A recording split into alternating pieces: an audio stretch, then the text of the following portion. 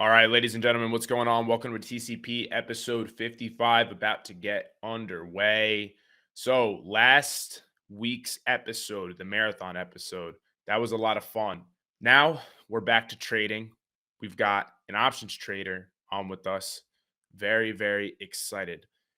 He also has a pretty nuts background, a pretty nuts story to tell. He's going to be doing it now on TCP. I think that today's conversation is going to be pretty electric.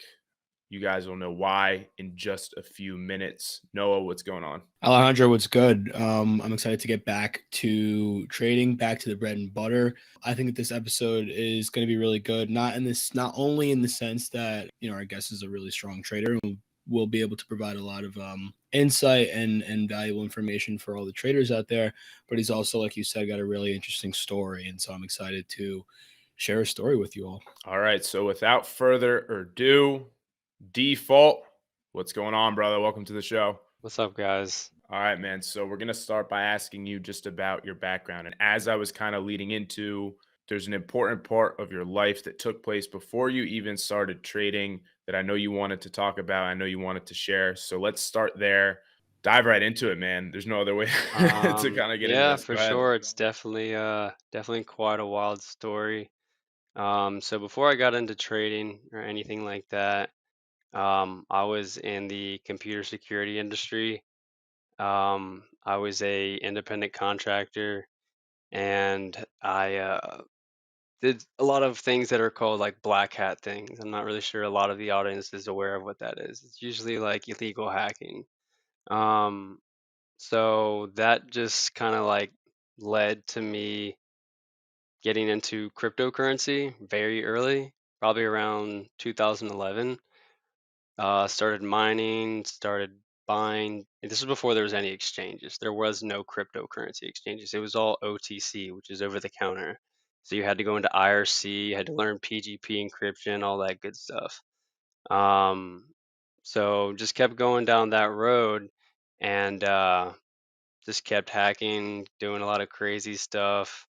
And then eventually, right around 2014, I don't know, a lot of people know this about Edward Snowden. He like released stuff having to do with the government spying on us. So basically, me and some friends in a group called CWA hacked the US government, CIA, FBI, DHS, White House, pretty much any government agency you can name. Um, Not for like any financial gain or anything, but just to kind of like make a point that we don't think it's right, and what you're doing to us, we can do to you as well. And our country largely is vulnerable from a security standpoint, which led to obviously prison. And I did 5 years in federal prison, and I've been out for about a year now. So, Uh, okay. So I know it's a that's lot to digest. no, because I want to get some more details out of you if we can, because No, of course. that was a pretty quick overview for something that's fucking crazy, quite honestly. So Yeah. let's talk about it. So you were working in the computer industry, cybersecurity. You started hacking. Like, what was it that you were first doing? Because going from like starting to hack to hacking the federal government is like Honestly, like that's nuts. That's two different things. So what is it it that was you were like like in my first doing? terms, like I guess somewhat a natural progression because I'm also on like on like on Twitter there's tons of sub communities. So like there's FinTwit, there's crypto Twitter, there's also hacker Twitter, which is where I first came from. And a lot of people have like, disdain for the government. They like privacy, all that good stuff. My first hack honestly goes back to like high school when my parents like disabled Wi-Fi and I couldn't play Xbox Live. So like I figured out how to hack Wi-Fi and got back online and kept playing Call of Duty. And from there it just like clicked. I was like, man, this is some powerful stuff. Like, Yeah, let's delve deeper into this. And it was just a rabbit hole. yeah, And just one thing led to another, and it's for all intents and purposes, it's fun because it's like a puzzle. It's like yeah, figuring out if you can get into a system. It's like I never really did financial crime. I was just more like entertained by it, like self-taught myself programming, computer security, cryptocurrency mining, and eventually trading now. So I really like preach to people like there's more resources out there than most people are really aware of. Like you can teach yourself to do anything. And yeah, just over the years, just somehow progressively led to hacking the government, which I don't suggest. Don't ever do that.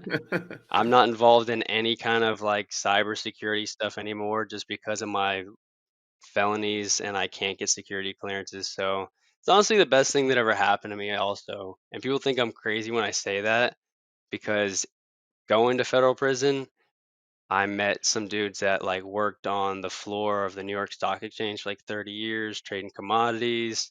They kind of like took me under their wing.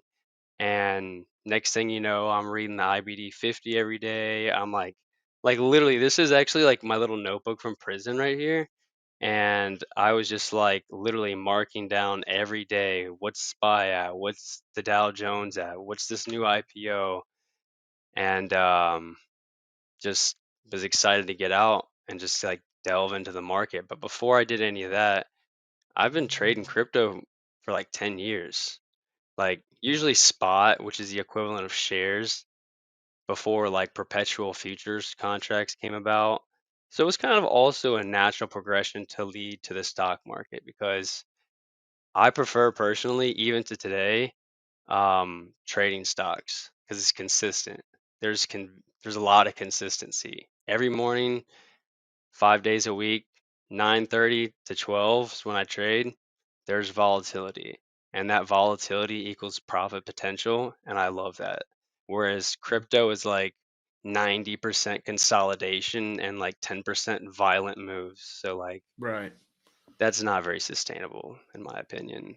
Talk more about the early days of crypto, because I feel like a lot of our listeners are really from either that COVID wave where everyone got their stimmy checks and was YOLOing Tesla calls and all that good stuff, and don't really know about what was going on in crypto in early 2011. I know I don't know much about it, so talk to me a little bit about what that was like, and what you learned from those early days in crypto. Well, for me, like I am first and foremost like I'm a big nerd, I'm a big tech guy. So like when one of my friends told me about Bitcoin, I instantly looked into it, read the white paper, and was just like astounded. I was like, this is the most innovative technology I've seen in my lifetime. It's a no-brainer. So just started delving into what is it? Where is it created? It's literally computers solving the SHA-256 algorithm over and over and over and over and over again, and you get rewarded with blocks of Bitcoin. And so it's a self-sustaining system. It's like these blocks are basically the miners that are facilitating the transactions on the network. And it's decentralized also. So like unless you shut down every miner in the world, you can't stop it. So that's also powerful as well. But really what clicked for me was the underlining blockchain technology. Like that is what is pervasive and will be integrated into everything in the future. I don't care what anyone says because of innovation. It just has to. Like you can't stop innovation. You can stifle it, but you can't stop it. So like Bitcoin is what I really compare to the internet in its early days. Like Bitcoin was the first use case of blockchain, whereas email was the first case of the internet, first use case of the internet. So people could have got them confused. Like back in the day, you might have thought that the internet was just email, when obviously that's Mhm. not true. Now, back in the day, people thought that the only like Bitcoin is blockchain and it's like interchangeable. It's like that's not really the case. It's actually just the Right. first application of this technology. So just really delved into it, started mining it, and made a lot of money, like a lot of money off of it. But unfortunately, when you get raided by the FBI, they tend to take all of your hard drives and lost about like 973 Bitcoin. So that Oh was my Damn. gosh, dude. like At the you know, time, I mean, because like at the time, that wasn't it was $2 million. like what is it at peak Bitcoin? Do you know? 67 million. Fucking hell. Ooh, yeah, I've come to terms with it. You know, yeah, I realize that I'm not a religious person. If you are, that's cool, whatever. I just believe everything happens for a reason. I wouldn't be who I am today if I hadn't gone through all of these experiences. And if you can make a million, 2 million, whatever once, you can make it again. It's not going to be as easy, but you can do it. You know what I mean? It's going to take hard work and determination. And that's exactly what I'm doing right now. I'm like dedicating my life to trading. My programming skills are coming in handy for writing an algorithm. Like it's just it seems to work out in the end. It's kind of wild. So talk more about getting raided by the FBI. So we talked about like the early hacking stuff. Now fast forward to um, getting caught by the federal. Like, what was it that you guys were doing? How did you get to that point? Like what was our big hack? Yeah. Well, basically we targeted a guy named John Brennan, who's the former CIA director, and he was using a AOL.com email account for federal use, which is illegal, by the way. It's what Hillary Clinton was on trial for, or was indicted for, or whatever. So, got into his AOL email account, which is extremely easy. Um, from there, we found tons of stuff like his SF-86 form, which is what you use to apply for top secret clearance. So, obviously, I know everything about him. I can reset his passwords on everything. And from there, once you get past the outer limits of any kind of security, the inside is just like mush, and you can just like pivot and move around. And we started getting access to like top secret databases, like the Law Enforcement Enterprise Portal, a bunch of other crazy stuff, and we leaked it all to WikiLeaks. And from there, we just went on a torrent of like targeting all the top officials, like James Comey, FBI director, White House staff, just to really just to drive home the point, like we're not secure as a country, like in cyberspace or whatever you want to call it. Right. And our government is reactive, not proactive. So it's like sad that you have to do these kinds of things to make them fix things, because they did fix it and I can prove it in my restitution in which I owe them. Um, but yeah, so tons of stuff, tons of hacks. I don't suggest ever messing with the US government because it's a zero sum game. But at the end of the day, when you hit rock bottom, there's like nowhere to go from up, nowhere to go from there but up. And that's just kind of what I chose. I chose not to waste my time in there.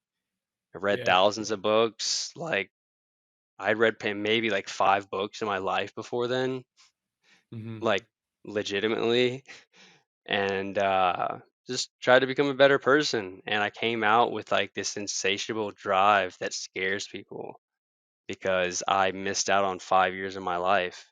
And when you're removed from society for 5 years and you come back out, you can see like the amount of opportunity out here that other people don't. And like people literally think that I'm crazy because I'm just so driven. I'm just like, no, there's opportunity everywhere around you. You just have to take the initiative. Like Robinhood wasn't a thing 5 years ago. Like there wasn't this many retail traders in the stock market. Right. So, just all types of technological innovation, Shopify, now Airbnb, subleasing. This just, you can make money like anywhere you look. You throw a dart and you have an opportunity to make money. And I don't think I'd ever become this person if I hadn't gone to prison, which is kind of sad to say. But, you know, No, but I mean, no, of course, there's, like you said, there's like you took it as an opportunity to become a better person, which, at the end of the day is like It's kind of what the process is designed I to kind of be. really didn't have I mean, I had a choice, but it was a catalyst that I don't think I would have ever made on my own.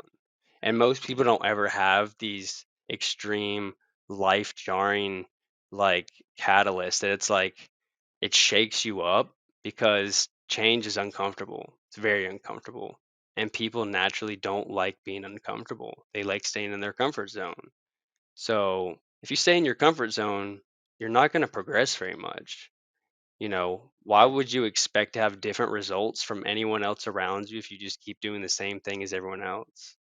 You have to do something different. And I guess that's the path that I've chosen. And it's working out pretty well, you know? Yeah, so you get out of prison and you start trading. So how did that happen? How did you make that pivot? How did you even get into trading? I mean, obviously you were messing around with Well, I was a crypto. crypto trader. I was actually trading crypto in prison. Had a cell phone in prison. Oh wow. I was me and Martin Shkreli, kind of like if you know who that is, Pharma Bro. I don't Yeah. think so. I don't know it is. He was he was a guy who owned like a big pharmaceutical company and went to prison or whatever.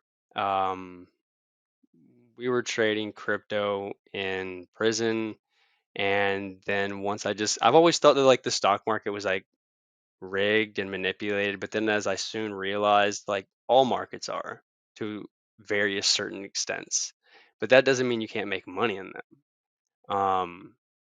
So as I started learning more and more and more about the stock market, it became very intriguing to me. And I'm a very technical numbers person. So I delved into technical analysis like hardcore, like read as many books as I could. And I actually want to give credit to, I don't know if you know who Jalen is. Jalen Wins on Twitter. Yeah. Yeah. I never cared about fundamentals ever until him.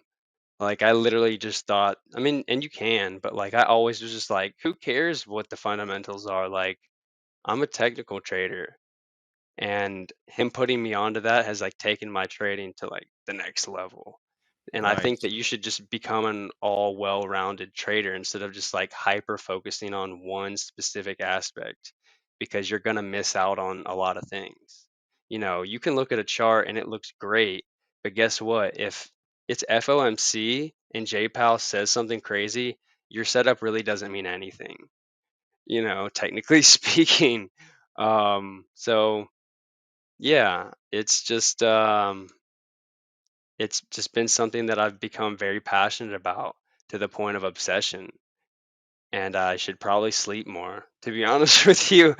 My girlfriend tries to do it, but like make me sleep more, but she's not very effective with it. How many hours of 'Cause sleep you think you're getting tonight?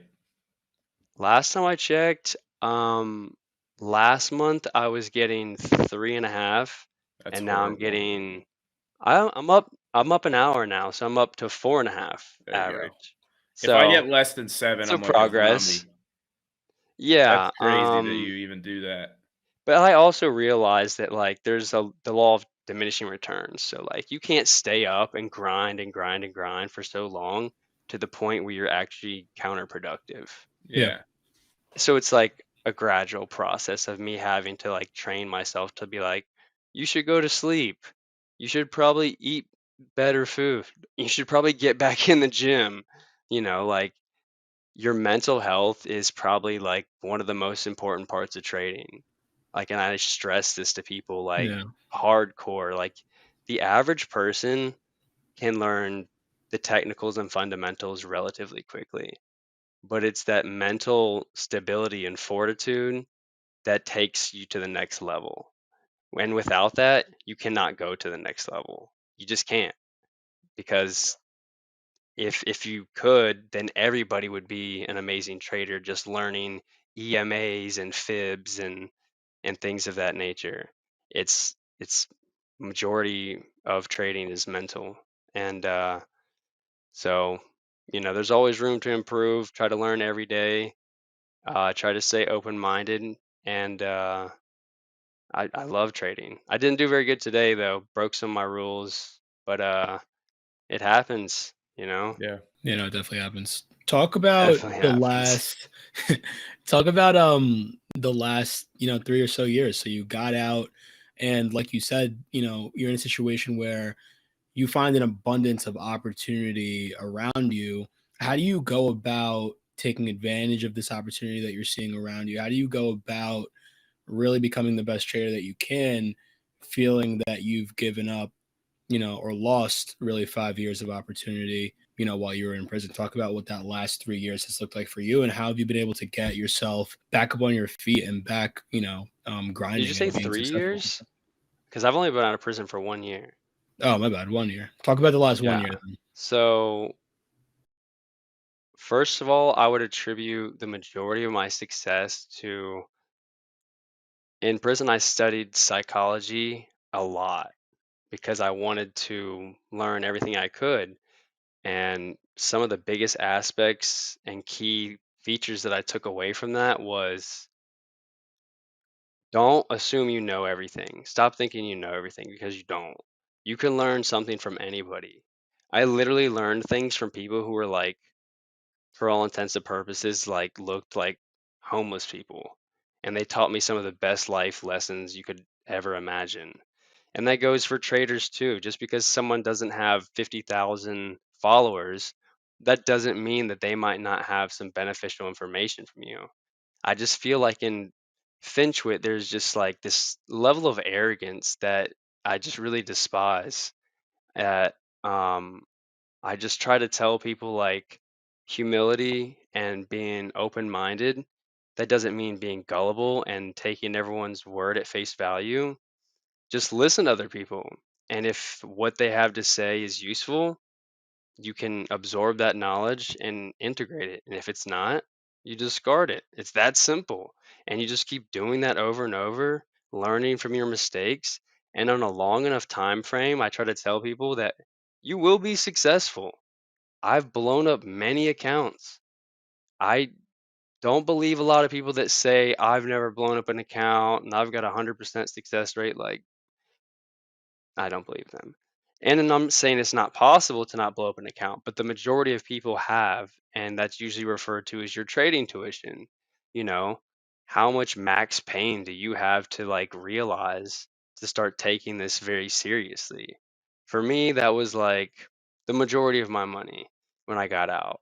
I was grinding it out at like KFC, bro. Like, had to have humility to go to KFC, make literally almost nothing, and then come back because I was in the halfway house and just spend the rest of the night just like trading crypto, reading, learning not fundamentals, but more technical analysis strategies, implementing them, some winning, some not, logging it, always reviewing your trades, not just your losers, but your winners too, because you need to know why you're winning, not just why you're losing. And like I said, those are two of probably the biggest things that have led to my progression is being open-minded and being objective to other people's perspectives, no matter who they are. And I think a lot of people take that for granted and like just kind of assume that they know more than other people, which is you might, but that doesn't mean you know everything because nobody does. Well, the funny thing too about the stock market is the minute you think you know everything is when the market reminds you that you don't know shit, right? Not It's like only that, any is the minute that you think you know everything is the minute you stop learning and you yeah. stop progressing. So why Yeah. would you want to do that? And another thing is like, Noah put out a really good thread the other day. He's like, I've been trading for 5 years now. And, he was saying in his thread that he would have thought at this point he would have it all figured out. You realize if you're not willing to constantly be adapting, constantly willing to learn, admitting that you're wrong, that's the hardest thing too. It's like once you've been trading for a little while and you make a mistake, like you think, oh, well, like I have like trading experience now. Like I can't be wrong. Like I like this. Oh, the market's wrong, right? Like oh, So toxic. you gotta let that guard down, and that's why I make it a point, especially like on my Twitter. Like if I do poorly, it's like, look, I'm going to do whatever it takes now to, find the mistake and not repeat that mistake. And, you know, whether, you're trading for 5 years, 10 years, 15 years, 20 years, there's going to be times where you do some really stupid shit. But Yeah. if you can learn, you eventually become like the closest version of like a juggernaut as you could possibly become. But if you have that ego where you're like, no, like any trade I take, it has to be right. If it wasn't right, it's because there's something messed up with the market. That that gets you nowhere. It gets you You should absolutely never nowhere. ever go into any trade like expecting or like needing to make money because you're Mhm. coming at it from a perspective of lack, and you're usually going to lose money because you're going to probably refuse to cut it your trade when it should be cut. Yeah. Go into it basically. I know everyone says this, and I'm guilty of it too. Unbiased. We're all biased to some extent, whether we want to admit it or not. But having that respect for your levels, for your rules, and I break my rules all the time. Not all the time, but more than I would like to. Like today, one of my biggest rules is just from reviewing all my trades. Um, I like to stop trading around 11:30 to 12 for the Yep. day. And statistically, maybe some days I make money past that, maybe some I don't. But over the long enough time frame, I lose money. So that's one of my rules, and I broke that today. I was very profitable by like 11 o'clock today. Went, ate lunch, came back, saw some what looked like really good setups, gave back all my gains, and Yeah. then some, like a Yeah. lot of some. So like Yeah. it's just basically the universe teaching you, like, every time you break your rules, you're gonna learn. I don't know how many times you're gonna have to keep doing this, but at least acknowledging it and making progress and not doing it as much has led to me being wildly more successful, to the point where I'm still like flabbergasted that I like do this for a living. Like Mhm. literally, my friends in real life or whatever, they don't believe it, bro. They literally think it's all fake. I'm like, no, like this is like you can really do this. And I'm Mhm. honestly like a small fry compared to some of these guys. Like people make like $1 million a day in the stock market.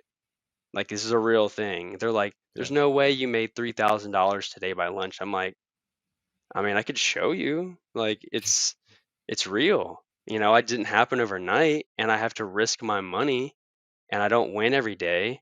But guess what?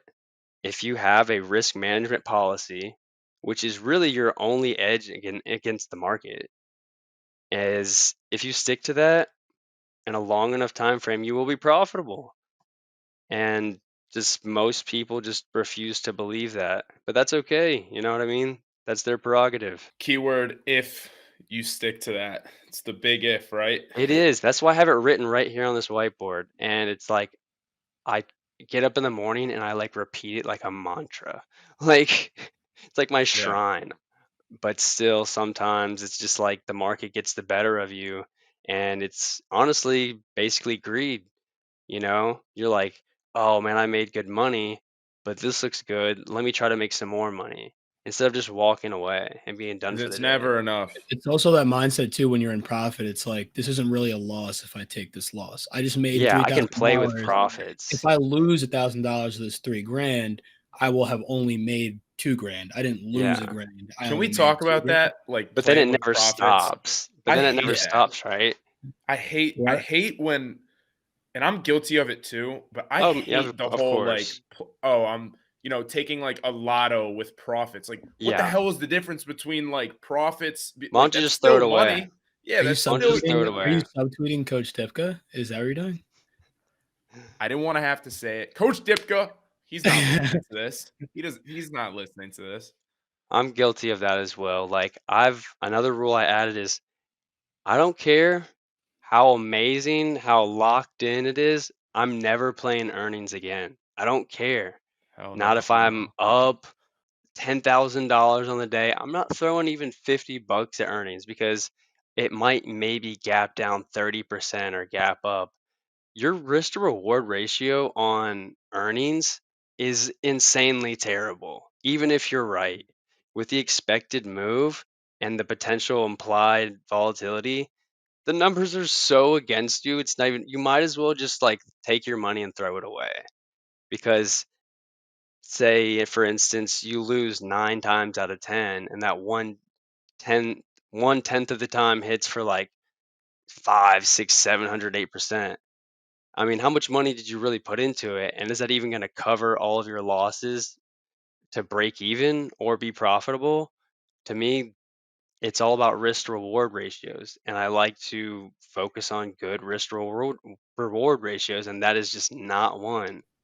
Talk a little And bit like, about Frank. Aren't you good? You're good friends with Frank, right? We had Frank on the podcast a while ago, and yeah, obviously actually, Frank is notorious for he's a his degen, crazy earnings bro. plays. Yeah, I mean, this He's, guy I makes love the dude to death. He's the crazy I money. met luckiest him. dude on planet Earth. I met him for the first time at EDC, and we're probably gonna be like lifelong friends, man. He's like a super good guy, really humble, but he's a degen. But look where it's gotten him, you know. I mean, he's slowed down on the degeneracy somewhat, but Didn't he throw super good half a guy. million dollars at Meta earnings Meta like a earnings, yeah. couple of weeks ago? Dude, I mean, I'd keep doing it Um, too if I kept winning. yeah, Like I what? actually sent him a tweet about Amazon then like 5 minutes before close. I was like, dude, check this out. And it just like completely like shit the bed, bro. Like the Amazon earnings was so, I'm pretty sure it was Amazon, was it not? Was it? I think the Yeah, they first were one might down have like been Meta, and then the 13%. second one was It Amazon. was like insane. And Mhm. he was like, why didn't you text me earlier, bro? I would have thrown my profits from the previous whatever crazy earnings he made, like 1.6 mil on or whatever. Mhm. Um, but I hate earnings. I just feel like it's a market maker's wet dream. They just like love it. They're like burn premiums on both sides. Like, you both lose, but we win. I'll see you next Yeah. time. Do it again. Play with some profits, Play with you some know? profits. I don't know. I wanna talk about that, Hondo, because that's a good point. I feel like it is like a different. It's an interesting mindset because I think where you're going with it is like it can induce you to take bad trades where it's like this setup isn't great, but I have profits, so let me throw my profits at it. Which you're right. If that's what you're doing, it is bad. But at the same time, I It's feel like gambling. no, but I'm talking about like if it's within your risk framework, not I'm not talking like He's not lottos and talking about earnings. earnings. He's not talking about Yeah, earnings. yeah, yeah. He's I'm talking not Okay, about yeah, I'm okay, not okay, talking okay, about gambling like a okay. profits. lotto Yeah. or earnings. I'm talking about like a trade Yeah. that's within your framework and you're saying, you know, maybe you only take, certain setups, right? And this setup has one thing wrong with it. And you're like, you know what? I have profits on the day. I will take this trade, risking those profits. I made $500. I'm not going to put, all $500 in it. I'll put $1,000 in it and I'll use 25% stop loss. I'll lose 250 and I'll still have 250 left in the day. That I type of see thing. that's somewhat more acceptable, but like I'm pretty strict on like realizing what's made me the most profit. And Mhm. it's I have a setup, and if those parameters aren't met, I don't take a trade. And when they're met, I sometimes mash the gas a little bit harder than I should because I'm an intraday scalper. I mostly stick to supply and demand. Um, Obviously, I use my algo that helps me, and I use volume profiles. I keep it pretty simple because you can overcomplicate things. You know, you see those new traders with like 50 indicators on, and I'm like, what is that? Like, Can't see the candles on you the have on the. no idea. Like, I can't even like see the candles. Like, Mhm. what's going on? Um, but obviously, I also break that rule sometimes too, trying to like again, greed is like very powerful, man. It's also the arrogance. Like my worst losses have all come from right after my best streaks. Like I was like green for like 2 months straight. Every single day I was green, and then I started getting away from those same rules that had made me green for 60 days, becoming arrogant and big-headed, that I started breaking them and getting on tilt, and it just goes terribly. Yeah. So It's it's all about just finding your system, finding your edge, and sticking to it. it's funny you say that because we had a pod back over the summer where like 6 or 7 of us from, or 5 or 6 of us from Kane were on, and we all talked about our biggest losses ever. And I want to say there was 5 of us on. I want to say for 4 of the 5 of us, or I think for all 5 of us, it was the exact same thing. Everybody's biggest loss came after a spell of somewhat unexpected success, right? And it's like that is really kind of what plagues you, right? Like you get out of that zone that got you there in the first place and start to think that you know a little bit more than you actually do. And that goes right back to Alejandra's point that once you think you know what you're doing, once you think you've got it down, the market will swiftly remind you that you do not. You got to try to stay humble, bro. Like, it's hard to do when you're like making this kind of money that like other people think isn't even real. And to me, I still haven't come to terms with it because like I said, a year ago when I got out, I was working at KFC for basically nothing. It's like illegal to pay minimum wage, I think. And then I was working construction for a very short time, very hard physical labor, to like now having some days where I make 1,000, 2, 3, 4, $5,000 in a day in 2 hours. Like, I still have a hard time wrapping my head around that. Like, this is a simulation. Like, this cannot be real. Like, there's no way that other people are like slaving away and like I'm sitting here on my computer in my house, like clicking on like hotkeys and like active trader and like being like, I think I'm done for the day. I'm gonna go do something. Like, why didn't I know about this like 10 years ago?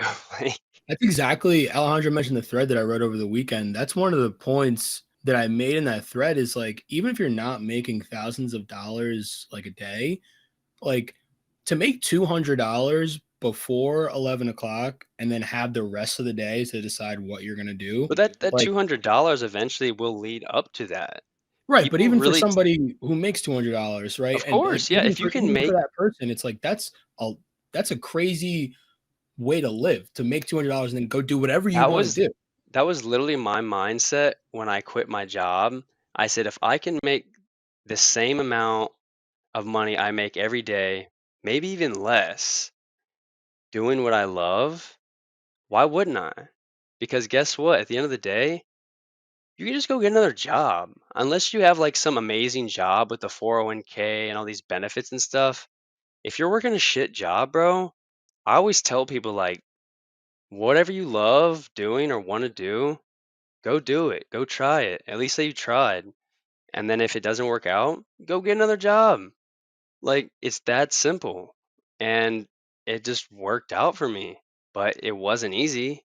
Like, I mean, it's been very mentally stressful. Like, I've gone like probably one time I almost went 2 weeks without sleep just because I just was just going way, way, way too hard. Like, but now I'm trying to like get into a more even keel of things, find a rhythm, sleep more, eat better, and work out, and stick to my rules. And when you do that and you find a rhythm, it's almost like becomes second nature. It's like you're not even like thinking anymore. It's like you're there, you see your setup, you click your contracts, you set your take loss, your stop loss, your take profits. I don't even really use those unless I'm swinging because I trade SPX and it's so volatile. I'm not about to get wicked out. You don't use a stop And loss. no, I manually sit there with my finger on the trigger. Um, because I love active trader. I can just get in Yeah. and out of a position with like half of a millisecond. TD Ameritrade's good Um, with that. Yeah. and it's just I don't know, man. It's just it's wild at the end of the day that and also this is the only profession that I can think of that has literally limitless potential for upside. I can't think of another profession that has that. Like That's not why it's even so difficult. selling. Like you can't sell but so many products to so many people in the world. I mean, yes, there's a lot, but like there's a finite like limit in the stock market. We don't do shit but just like exchange money. We like pass money around to each other, and whoever holds the most at the end of the day. And so there's no real limit to how much you can hold over an extended period of time. So I don't see why people wouldn't devote thousands of hours of screen time Yeah. to like this profession unless you just aren't a technical person or something like that. So I want you to talk about your strategies a bit more specifically. So you mentioned supply and demand, volume profile. What is it that you're doing day to day? Like what does defaults trading actually look like? So, like I said, supply and demand, very straightforward. Obviously, some support and resistance. I mean, it's nothing crazy. Only SPX? No, not that's my bread and butter. But when I go through my giant list of tickers, I use my algo and it has certain signals on it that bring stuff to my attention. So I'll start compiling those into a list, and then I'll work my way down from the 1 day to the 4 hour to the 1 hour, and whichever ones look better and better and better, I'll just keep making that a more and more finite list, because you shouldn't have a watch list that's like 20 tickers. That's just insanity, and you're not going to be able to watch all of those intraday and like be profitable. I also don't manage more than one trade at a time unless it's a swing. Um, so I do that until I whittle it down to like, I don't know, or six tickers, and then I mark my zones. Actually, I just added a new feature to my algo that automatically draws supply and demand zones, which is nice. Nice. Um, Still needs some tweaking and stuff like that, but it's very helpful. And it's really not. I Most people already know this if they've been trading for a while. There's a very, very negative connotation around trading algorithms. And I understand that, and it deserves it, because the 99% of them are scams. They're pivot high low like bullcrap. They're not real algorithms. But people also don't understand that roughly 73% of the volume on the stock market is algorithmic bots trading from hedge funds. So when people are like, "Oh, those aren't real," it's like they're very real, and they're implemented every day. They're what moved the market. We don't move the retail. We couldn't move SPY $5 if we tried. Like, this is hedge funds. These are market makers. They're going and grabbing liquidity, and they're most of the time doing this with bots. No one's really sitting there clicking like $100 million orders over and over again, like with a mouse, because when you're dealing with that amount of capital, like literal pennies matter. So I know there's a bad connotation around it, but like people like, I don't know if you know Adam Sliver Trades or whatever. He's a big fan of it. There's some other people. I'm not gonna name them because I haven't asked if I can like name them, so I'm just not gonna throw their names out. But you know who they are, and it's it's real. I mean, I've been literally working on this for a year. It's been like, and the funny thing is that I never intended it to become what it has. Like, I literally made a tool for myself on TOS, and people started asking what that was, and all it did was just list standard deviations on stocks and where they were at in regards to standard deviation. And people were like, "What is that?" I'm like, it's this thing I made." And they're like, "Can I buy it?" And I was like, "Sure, why not?" So as I started to kind of see demand, I rewrote it for TradingView. And then since then, I just turned it into a whole algorithm, and I just started adding more and more stuff. Just optimized it last night to be like 10 times faster.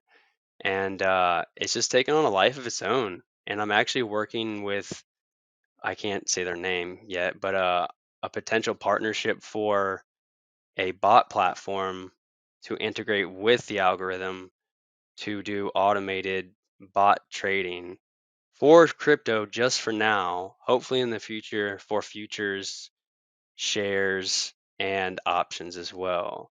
But that's, that'll probably take a while to Yeah. do because it's a lot different dealing with options than it is perpetual contracts where you don't have to deal with like implied volatility and the Greeks and all that kind of stuff and Yeah. potential SEC bylaws. But so yeah, lots of crazy stuff's going on and pretty excited, not gonna lie.